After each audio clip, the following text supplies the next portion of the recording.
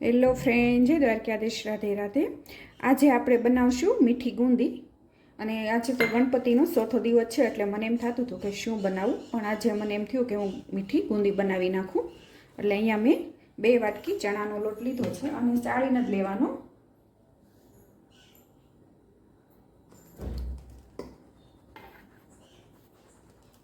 અને ગણપતિ દાદાને તો આ મીઠી ગુંદી બહુ તે પસંદ છે.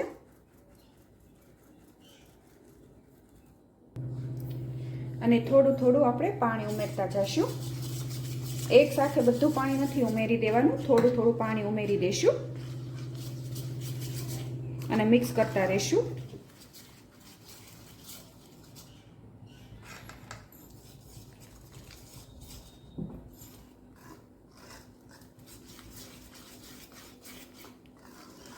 અને આ બેટર પતલું ન થઈ જાય તેનું ધ્યાન રાખવાનું.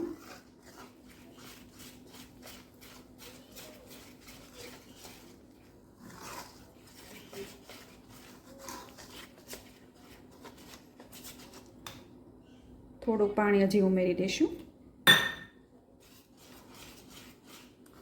અહીં આપણું બેટર તૈયાર છે. હવે એક સાઈડ મૂકી દઈશું અને હવે સાસણી બનાવવાની તૈયારી કરશું. તેના માટે અહીંયા 1.5 વાટકી ખાંડ લઈશ. અને અહીંયા તમે જેટલું ગળ્યું ખાતા હોય એ પ્રમાણે લેવાની. તમે 2 વાટકી પણ લઈ શકો. અહીંયા મેં 1.5 વાટકી લીધી છે. અને 2 વાટકી જેટલું આપણે પાણી ઉમેરી દઈશું.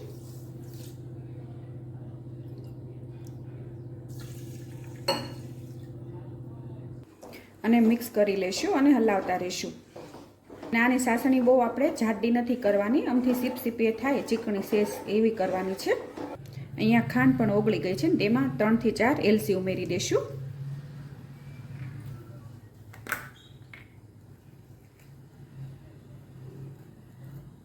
અને થોડુંક આપણે કેસર ઉમેરી દઈશું. તેનાથી કલરે પણ સરસ આવશે અને સ્વાદે પણ સરસ આવશે.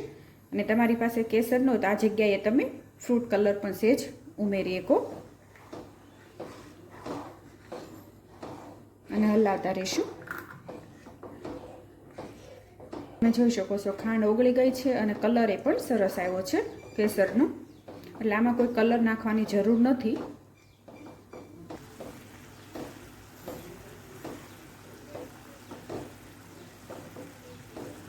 તમે કોઈ દિવસ ગળી ગુંદી આવી રીતે ન બનાવી હોય તો એકવાર બનાવજો. ગમે એ વાટકીનું માપ તમારે એક સરખું લઈ લેવાનું, એટલે ગુંદી સરસ બનશે.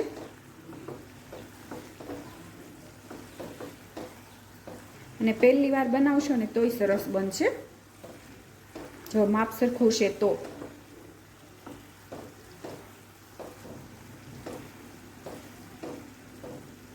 હવે જોઈશું. તમે જોઈ શકો છો થોડીક ચીકાશ પકડી લીધી છે. બસ આપણે આવી જ સાસણી જોઈએ છે.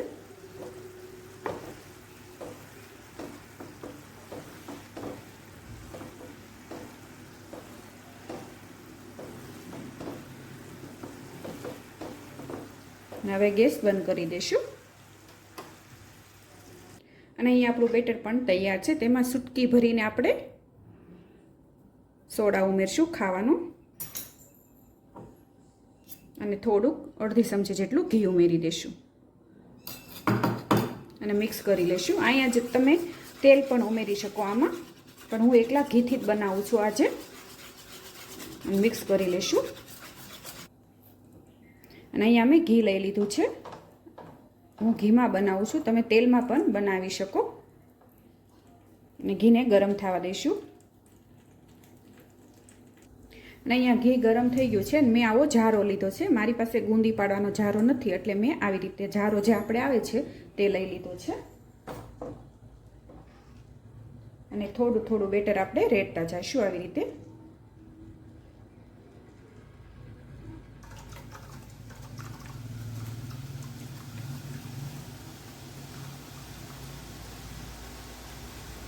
અને ગુંદી પાડવામાં ઉતાવળ નથી કરવાની, ધીમે ધીમે પાડવાની છે, એટલે એક સરખી ગુંદી પડશે આપણી.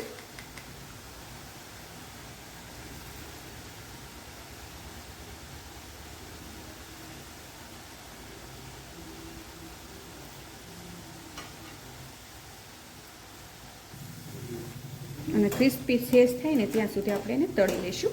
તમે જોઈ શકો છો સરસ ગુંદી પડી છે, એક સરખો દાણો. અને ગેસ ધીમો રાખશું.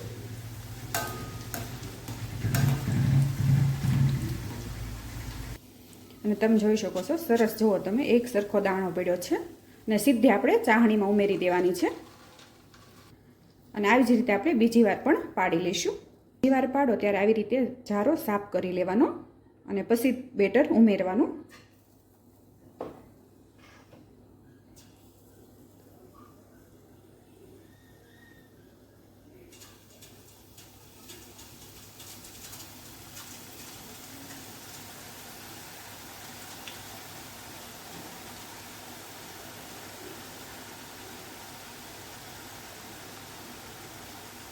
અને ગુંદી કાસી ન રહે તેનું ધ્યાન રાખવાનું. તમે જોઈ શકો છો જો તમે છૂટી છૂટી આવી રીતે ગુંદી આપણી તૈયાર છે.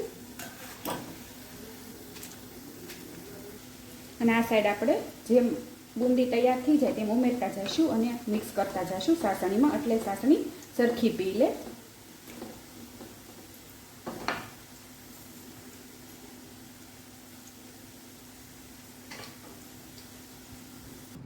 અને અહીંયા તમે જોઈ શકો છો આપણી બુંદી તૈયાર છે, મીઠી, અને દાણો પણ એકદમ છૂટો છૂટો થયો છે. માપ સરખું છે ને તો તમારી ગુંદી સરસ બનશે પહેલી વારમાં તે.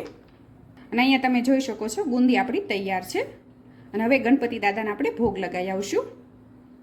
અને તમે પણ આવી રીતે એકવાર ગુંદી બનાવી અને ગણપતિ દાદાને ભોગ લગાવજો. અને મારી આ રેસીપી તમને ગમી હોય તો લાઈક કરજો, શેર કરજો અને સબસ્ક્રાઈબ કરજો.